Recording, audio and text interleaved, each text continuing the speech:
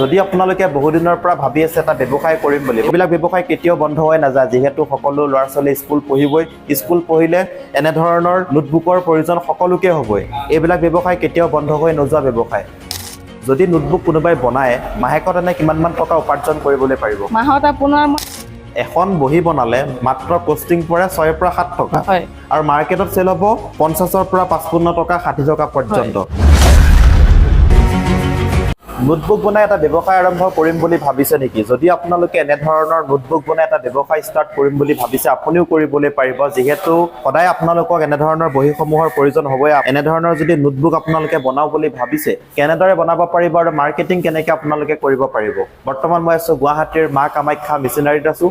এতিয়াৰ পৰা আপোনালোকে নোটবুকেই হওক বা বিভিন্ন ধৰণৰ মেচিন আপোনালোকে যদি কিনো বুলি ভাবিছে বা ব্যৱসায় এটা ষ্টাৰ্ট কৰোঁ বুলি ভাবিছে, অসমৰ পৰা বাহিৰত যাব নালাগে। অসমৰ গুৱাহাটীতে আপোনালোকে মেচিনসমূহ এতিয়াৰ পৰা পাই যাব, যিহেতু তেখেতসকলে নতুনকৈ এটা কোম্পানী খুলিছে গুৱাহাটীত। নমস্কাৰ মেম। নমস্কাৰ। প্ৰথমতে আপোনাৰ শুভ নামটো জনাব। মোৰ নাম ৱাহিদা বেগম। আৰু প্ৰথমতে আপোনালোকৰ গুৱাহাটী মা কামাখ্যা মেচিনাৰী কোম্পানীৰ লোকেশ্যনটো জনাব। লোকেশ্যনটো আছে আমাৰ গুৱাহাটী পশ্চিম বৰাগাঁও বিজ্ঞান পথ, নিয়াৰ বাই প্ৰাগজ্যোতি চিনিয়ৰ ছেকেণ্ডেৰী স্কুল, মা কামাখ্যা মেচিনাৰী। এইটো হৈছে আমাৰ মেনুৱেল কাটিং মেচিন। হয়। এইটো আমাৰ ফুলি অট'মেটিক কাটিং মেচিন। হয়। আৰু এইটো কয় আমাৰ পিনিং মেচিন, যোনটো আমি বহীত পিন কৰোঁ আছে, আপুনি দেখাই দিব পাৰে। এইটো যোনটো পিন কৰা থাকে মাজত, এইটো এই পিন কৰিবৰ কাৰণে আপুনি এইটো মেচিন ব্যৱহাৰ কৰিব পাৰে। ইয়াৰ যোনটো পিন হয় দেখিছে আপোনালোকে, ষ্টেপুল হয়, সেই ষ্টেপুলটোৰ মানে এই মেচিনৰ জৰিয়তে লগোৱা হয়।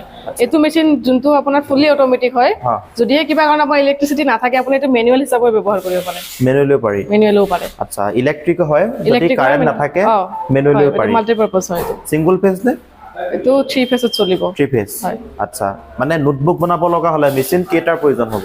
মেচিনটো এনে আপোনাৰ লাগে 4টা মেচিন। হয়। Folding machine, cutting machine, pinning machine আৰু এজ স্কোৱাৰিং মেচিন। এজ স্কোৱাৰিং যোনটো আমাৰ বিল বুকবোৰত থাকে, ইয়াত 4কোণীয়া এটা বনোৱা থাকে লাইনটো, সেইটোক এজ স্কোৱাৰিং বুলি কয়। যদিহে আপুনি সেইটো মেচিন নলয়, কিবা কাৰণত আৰম্ভ কৰিব বিচাৰিছে সৰু সৰু বিজনেছটো আপুনি, তেনেহ'লে আপুনি 2টা মেচিনেৰে আপুনি কাম চলাব পাৰে। পিনিং মেচিন আৰু আপোনাৰ কাটিং মেচিন, যোনটো এইটো মেনুৱেল মেচিন হয়। ইয়াত আপুনি একেলগে 200 পেজ কাটিং কৰিব পাৰে আৰু 200 পেজ একেলগে পিনিং কৰিব পাৰে। আচ্ছা, ইয়াত আপোনাৰ 200 পিচ কাটিং হ'ব আৰু ইয়াত 200 পিচ পিনিং হ'ব, মানে ইয়াৰ যোনটো পিন হয় 200 পিচ মানে পিনিং হৈ যাব। এই 2টা মেচিন লৈ আপুনি ব্যৱসায় আৰম্ভ কৰিব পাৰে। আচ্ছা আচ্ছা, এনে কাটিং কিমান মান হ'ব একদিনত? এবাৰত 200 পেজ কাটিব পাৰে আপুনি। এবাৰত 200 পিচ। একবাৰত আপোনালোকে 200 পিচ মানে 200খন নোটবুক বনাবলৈ পাৰিব একবাৰত। আৰু পিনিঙো 200খনে হৈ যাব। 200খনে হৈ যাব। আচ্ছা, এবাৰত আপোনালোকে যেতিয়া নোটবুক কাটিং কৰিব, এই যোনটো কাটিং মেচিন হয়, ইয়াতে 200 পিচ একবাৰত ওলাই যাব, মানে 200খন নোটবুক এবাৰতে আপোনালোকে কাটিং কৰিব পাৰিব। আৰু যোনটো ষ্টেপুল হয়, যোনটো পিনিং হয়, যোনটো চিলাই হয়, এই মেচিনটোৰ জৰিয়তে আপোনালোকে কৰিব লাগিব। আৰু যদি তেখেতে অলপ ডাঙৰকৈ কৰোঁ বুলি কৰিব বিচাৰিছে, তেনেহ'লে আমাৰ তাত এনেকুৱা মেচিন আছে।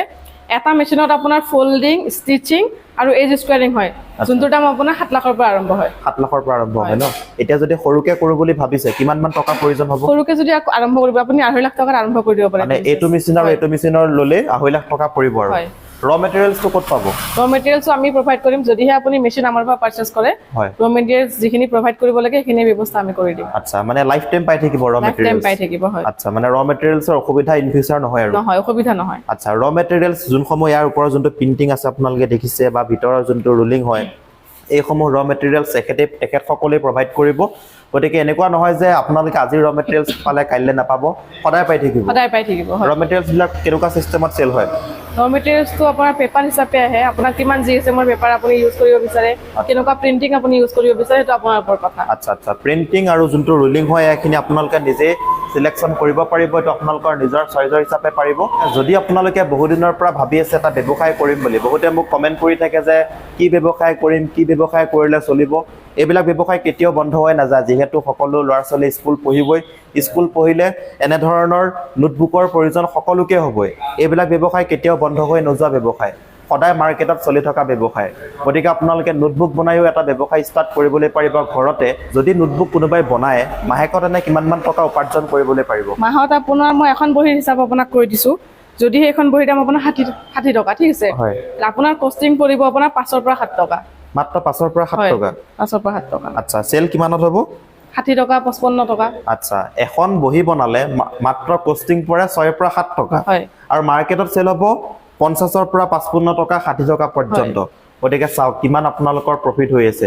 ইলেক্ট্ৰিচিটি 3 ফেজ লাগিব ন 3 ফেজ লাগিব এইটোতো নালাগে মেনুৱেল বিলাকতো আপোনাৰ ইলেক্ট্ৰিচিটি নালাগে যদিহে আপুনি অটোমেটিক লয় তেতিয়া আপোনাক লাগিব যদি আপোনালোকে ফুললি অটোমেটিক লয় তেনেহলে 3 ফেজ ইলেক্ট্ৰিচিটি প্ৰয়োজন হ'ব যদি আপোনালোকে মেনুৱেল লয় তেনেহলে ইলেক্ট্ৰিচিটি প্ৰয়োজন নহয় আচ্ছা আৰু আপোনালোকক মেমে যেহেতু ক'লে এখন বহি বনালে মাত্ৰ 6 পৰা 7 টকা খৰচ হয় আৰু মাৰ্কেটত ৰিটেইলত চেল হ'ব 55 টকা 50 টকা 60 টকা পৰ্যন্ত গতিকে কিমান প্ৰফিট হৈছে আপোনালোকে নিজে ভাবক এখন বহিত যদি 40 টকাই প্ৰফিট হয় তেনেহলে মাহেকতটো তেখেতে বহুত টকা উপাৰ্জন কৰিবলৈ পাৰিব গতিকে এই ব্যৱসায় বহুত ভাল ব্যৱসায় হয় এই ব্যৱসায় আপোনালোকে কৰিব পাৰিব এটা ভাল অপৰচুনিটি আপোনালোকৰ হাতত আছে স্ক্ৰিনত নম্বৰ দিয়া হৈছে এতিয়া যোগাযোগ কৰক গ্যাৰান্টি ওয়াৰেন্টি কিমান আছে মেচিনৰ ওয়াৰেন্টি দিম আমি 1 বছৰ 5 বছৰ দিম আমি ফ্ৰী সাৰ্ভিসিং 1 বছৰ সম্পূৰ্ণ ওয়াৰেন্টি পাব আৰু 5 বছৰ আপোনালোকে সম্পূৰ্ণ ফ্ৰী সাৰ্ভিসিং লাভ কৰিব তেখেতসকলৰ ফালৰ পৰা টেকনিশিয়ান আছে আপোনালোকৰ টেকনিশিয়ান আছে আমি প্ৰভাইড কৰি দিম টেকনিশিয়ান আচ্ছা আৰু ইনষ্টলেচনৰ কাৰণে টেকনিশিয়ান যাব ইনষ্টলেচন মানুহ যাব আপোনাক প্ৰপাৰ ট্ৰেইনিং দিব কেনেকৈ কি কৰিব লাগে আপোনাক শিকাই থৈ আহিব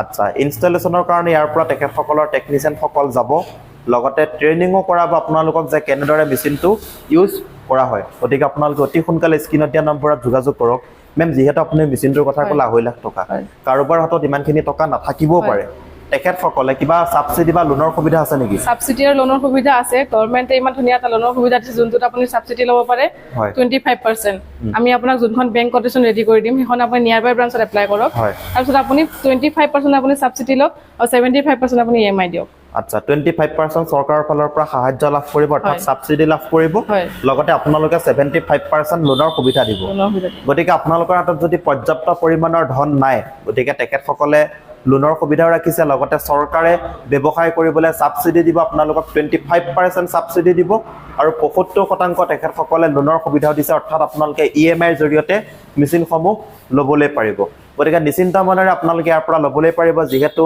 অসমৰ গুৱাহাটীতে তেখেতসকলৰ মেইন কোম্পানী আছে এতিয়াৰ পৰা আপোনালোকে এনে ধৰণৰ মেচিনসমূহ কিনিব লগা হ'লে অসমৰ বাহিৰত যাব নালাগে অসমৰ গুৱাহাটীতে আপোনালোকে এনে ধৰণৰ মেচিনসমূহ লৈ যাবলৈ পাৰিব গতিকে স্ক্ৰিনত নম্বৰ দিয়া হৈছে এতিয়া আপোনালোকে যোগাযোগ কৰক যোগাযোগ কৰি আপোনালোকে এই ব্যৱসায় আৰম্ভ কৰিবলৈ পাৰিব আজিৰ ভিডিঅ'টো এইখিনি আছিল যদি ভিডিঅ'টো চাই ভাল লাগিছে লাইক শ্বেয়াৰ সকলোখিনি কৰিব ধন্যবাদ